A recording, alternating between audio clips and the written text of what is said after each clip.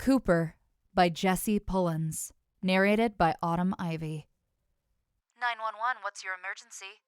Hello? Hi, I'm being stalked. I need help. Being stalked? By whom? My neighbor. You're being stalked by your neighbor? Yeah. I'm not safe. He's gonna get me. Okay, sir. Where are you now? I'll send a unit right away. No, you don't understand. I'm on my way to the police station right now. He killed Cooper. He killed who, sir? He killed Cooper, the cat. He killed the cat. He killed your cat?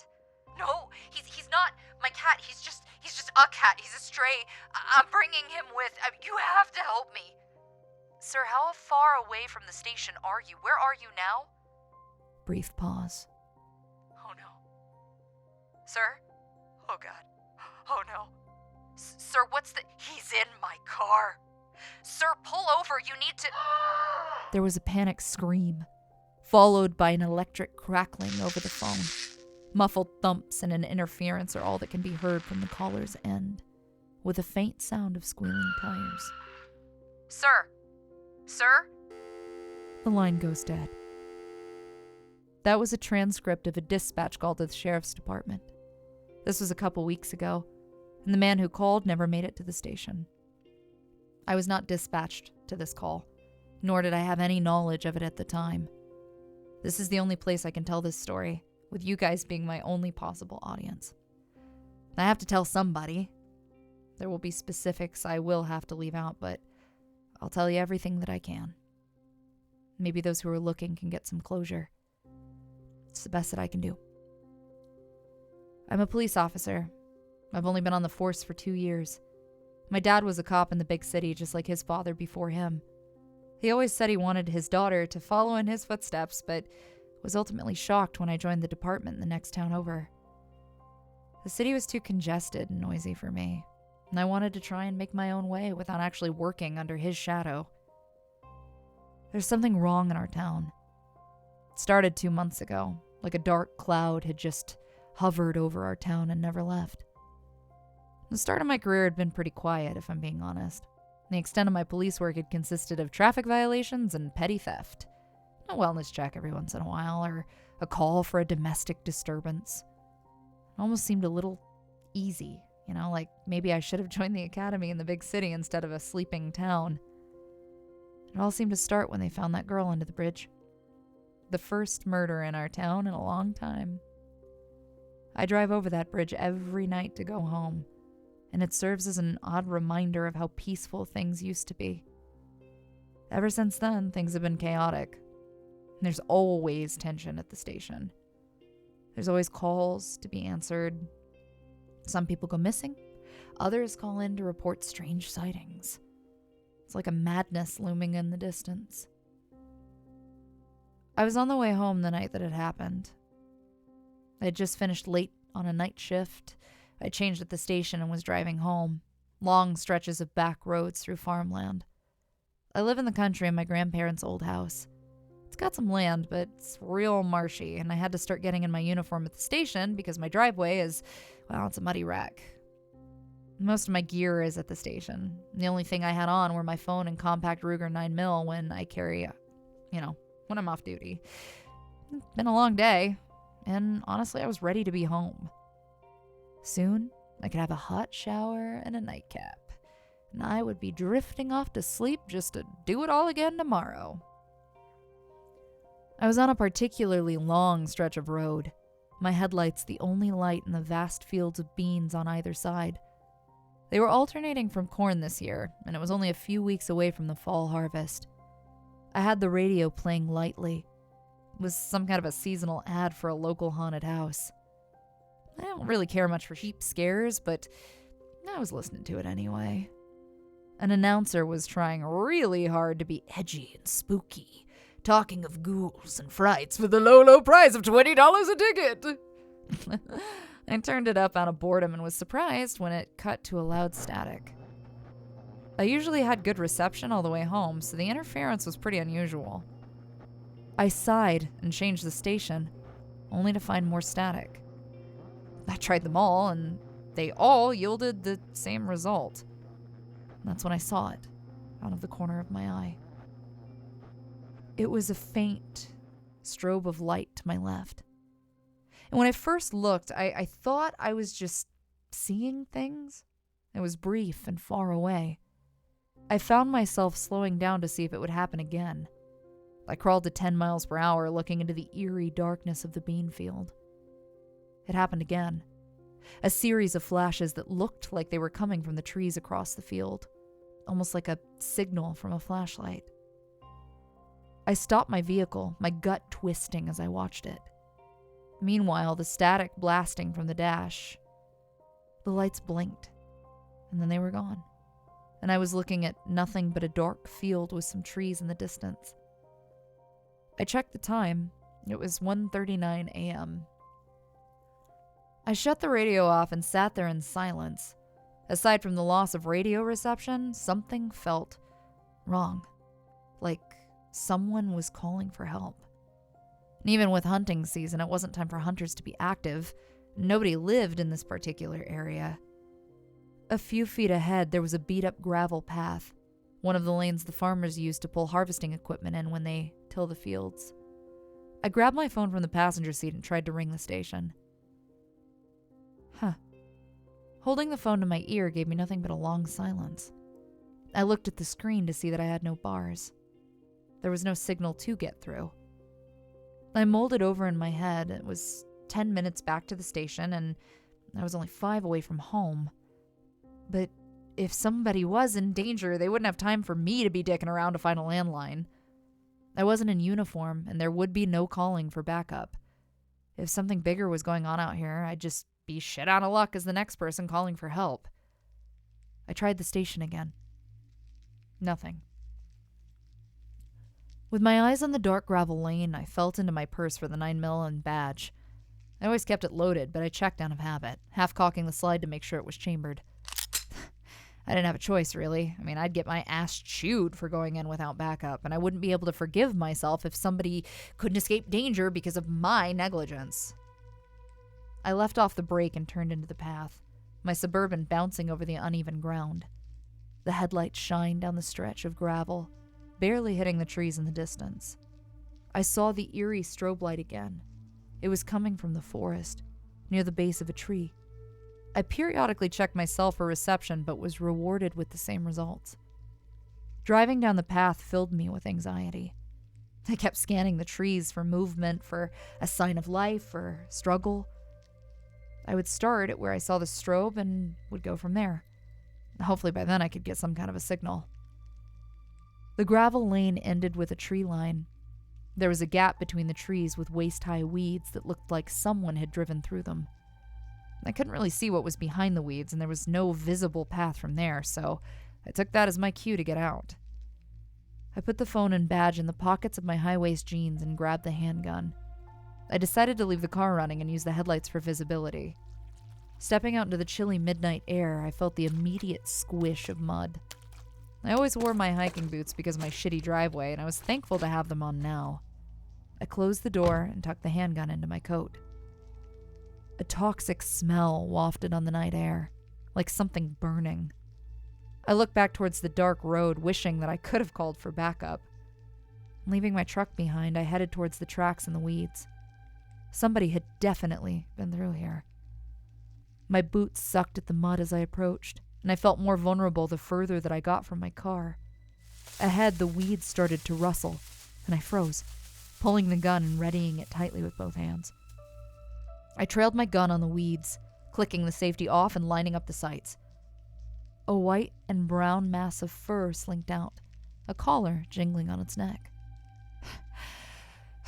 It was a cat. With a sigh of relief, I lowered my weapon, and the cat meowed at the sight of me. It was a calico cat, his marbled fur untouched by the surrounding mud. It pranced up to me and purred loudly as it rubbed against my leg.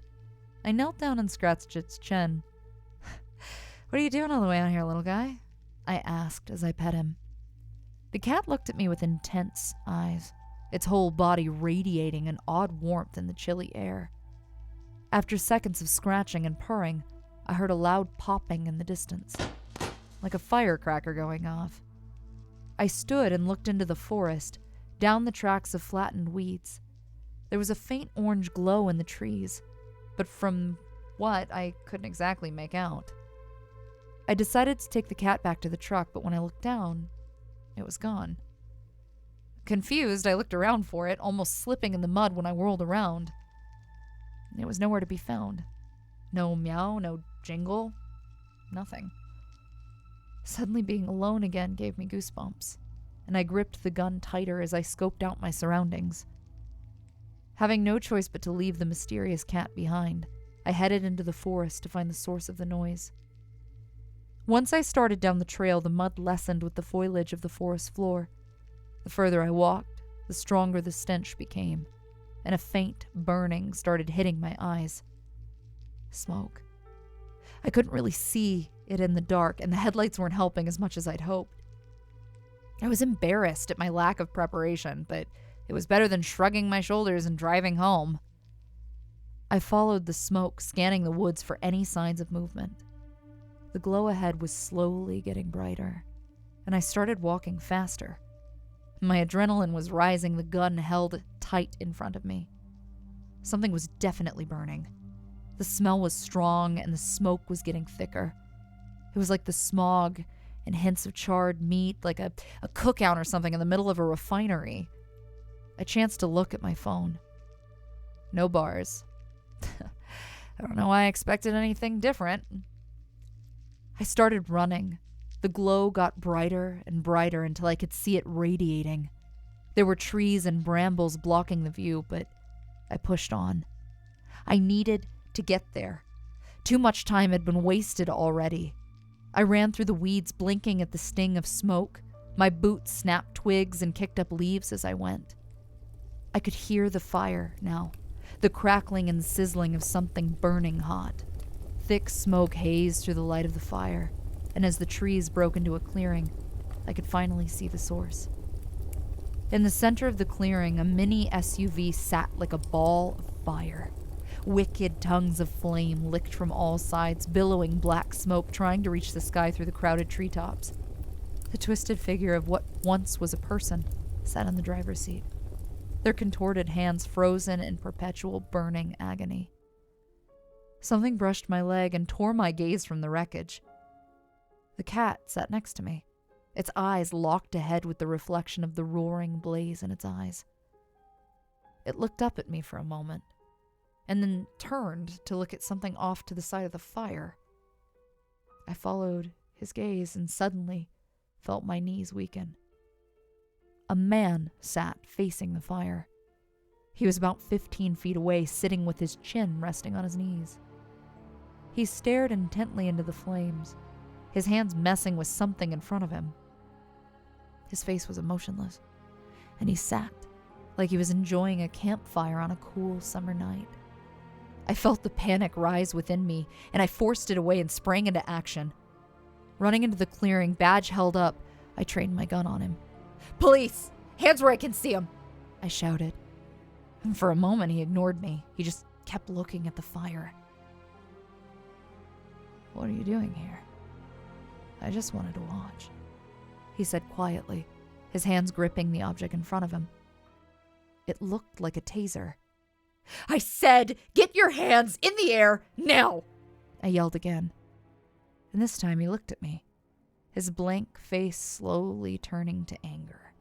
He started getting up, the taser held at his side. "Did you come to watch too?" he said, taking a step closer. "You take another step and I will shoot, I'm warning you!" I shouted, pulling the hammer back. There was a sizzling in the wreckage, one that was starting to slowly get louder. We both seemed to look at it at once, and right before our eyes, the hood of the SUV exploded. The sound rattled my ears, and I shielded myself from the debris as the wave of hot air threw bits of glass and metal. I looked up just in time to see the man rushing towards me. As I tried to raise my weapon, he slammed into me, and the gun shot into the trees. We hit the ground in a grunting mess, my hip and elbow jarring into the ground. I lost my grip on the gun and it tumbled away. With an electric crackle, the man thrust the taser down, and I put my hands up to fend him off. I grabbed his arms and held him, the arcing tips inches from my face. "I just have to play with you next, that's all," he said, and kneed me in the stomach. I faltered and he shoved the taser into my neck. The pain coursed through my body, and I involuntarily spasmed like all my veins had caught fire at once. He laughed as I struggled, and I could only shut my eyes and suffer through it. He hit me again, and through the agony I felt through the grass for something to fend him off. My teeth rattled as they were forced together, and I screamed as I convulsed onto my side. I felt the solid mold of my badge plate in the grass, and as my twitching fingers wrapped around it, I squirmed for an opening. He grabbed the collar of my coat like he wanted to slam me into the ground. I slammed my palm inside his elbow to buckle his arms, but I was too weak. He laughed at my futile attempt and reignited the taser again. As he arrogantly laughed, I thrust the badge upward, shoving the point of the shield into his eye. He screamed and covered his face, trying to climb off and pull the shield out. I kicked him away and looked for the gun. I could barely make out its shape sticking up in the firelight. He stopped to pull the badge from his eye, tossing it into the weeds as I crawled for my gun. With all my energy, I leapt for it, grabbing it from the grass. The man grabbed my ankles and pulled. I whipped around and squeezed the trigger. 3 shots, center mass. He clutched his stomach and fell to his knees, blood seeping through his fingers. With an exasperated groan, he fell over, his dead eyes resting on the fire. I sat up, gasping for air. Through the sounds of the inferno, I could hear the faint wail of sirens in the distance. My skin burned, my tongue itched. The world spun as I coughed, the fire getting bigger and consuming the grass surrounding it. I looked around for the cat, but it was nowhere to be found. When the cavalry showed, I was put in an ambulance and treated. Minor scrapes and bruises along with the burns from the taser. Nothing major. I would recover in no time. I was thankful for the arrival, but real confused on how they found me. Before the fire department drove back to put out the fire, one of the officers on the scene told me the station had received several calls from drivers, all talking about a strobing light in the distance. Funniest thing, the officer said. We didn't think we'd find anything. The only reason we were able to find you was, there was a cat in the road. It stood in the middle of the road, and I almost hit the damn thing. When I stopped, it took off down the farmer's path, but I could see your car with its lights on. I could smell the smoke from the street. Radioed it in, and the cat practically led us to you, like a little guardian angel. Must have run off, though. Some of these feral cats live off the mice in the fields. We see them all the time. Probably the most excitement it's had in a while. He chuckled, scratching his head. And all I could think of was the fiery eyes of the cat as they closed up the ambulance and sent me on my way. The next day, I filed the incident report. I told him about everything. The strobing light, the fire, the car, the guy with the taser. And there was a lot of information to go over, and I really struggled to retain all of the details. They pressed me on why I didn't call for the backup, and when I said I had no signal, they treated me like I was lying. After some evaluations, they deemed me fit to leave. I was allowed to go, and I was given a couple days off to recuperate. While I was off, I eagerly awaited the news report revolving around the incident. I left the television on in hopes to catch it, and I even browsed the web to find an article about it. It was strange. No network had coverage. There wasn't any mention of it. Social media was quiet. There was no official statement made from the police department. Nothing. I called one of my fellow officers, and they said something was going on at the station, that the perp's family had money, and they sent a representative to sweep everything under the rug. When I asked him to elaborate, he said that there was some shady shit going on and that they were just paying everybody off involved to keep their mouths shut. When I returned to work, it was like the whole thing never even happened. Everybody kept their head down, and when I asked them about it, they just made up some kind of an excuse or redirected me to the chief.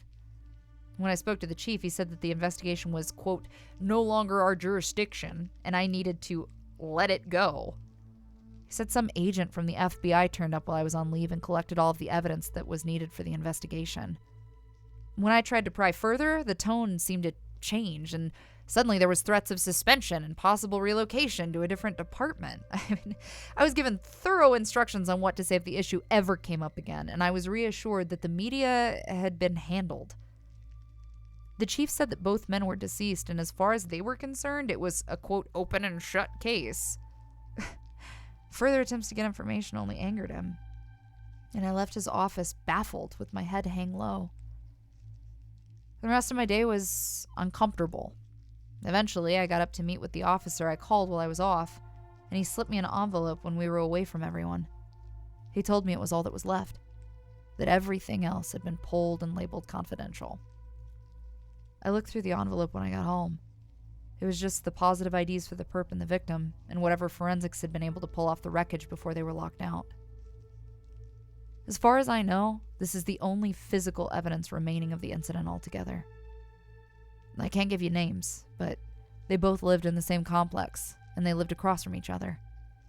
The driver who burned up in the car had lived in his condo for a couple years and kept to himself the entire time he'd lived there. The perp, however, had just moved in a couple days prior. Neighbors said that he had an expensive moving crew with a lot of nice stuff. The department had gone door to door asking questions to other tenants in the beginning, and the only thing they could tell was that the perp was acting strange. There was no way of telling what actually happened between them, but I later found the dispatch call above that came from the driver in the car. After several online searches, I was able to learn more of the perp's family. They were extremely wealthy, like Gates and Bezos wealthy. There wasn't much on the perp himself, but I can only assume that they moved him here because he was a problem child or some shit like that. The landlord said the guy didn't personally apply for his apartment, that a representative or something did. The landlord made a statement saying something about generous donations for the district and that it was an offer he couldn't refuse. The forensics weren't as complete as I'd hoped. They were leaning towards electrical being the cause of the fire, but they were really unable to draw any accurate conclusions before the investigation was pulled. The man behind the wheel had been so badly burned that there was some residue of adhesive left behind, almost like he'd been duct taped to the seat when the car caught fire. They didn't get the chance to do an airway examination. Whether or not he was alive when the fire broke out, it's unknown. The only other thing they were able to find was the remains of an animal on the passenger side floor. It was hard to tell with the fire damage, but it seemed to be dead beforehand. This being concluded due to the large flashlight that seemed to be forced down the animal's throat. The temperature in the car fire had gotten so hot that the flashlight had fused to the remains, and forensics were unable to remove it for further testing. If it wasn't for the file I have in my own eyewitness account, it's almost like this whole thing never even happened. Nobody had spoken since the evidence was collected, and as the days go by, I find some of my fellow officers avoiding me altogether. Everything was business as usual at the department, and I was back to making my rounds and answering calls. Nobody ever really reached out to follow up, and after a few weeks, I almost wondered if this whole thing was just my imagination. That was, until I found a post online.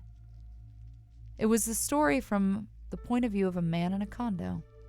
A man who loved to watch and the cruel demise of a stray cat named Cooper. I'm going to link these stories together and save it because I really think it's the closest thing that I'm going to get to closure. I still take the same route home after work, just as I did the night it happened. Sometimes when I pass the farmer's lane, I'll catch static on the radio. And sometimes I feel like I'll catch something out of the corner of my eye. If I look fast enough, I swear I can see the strobe in the trees.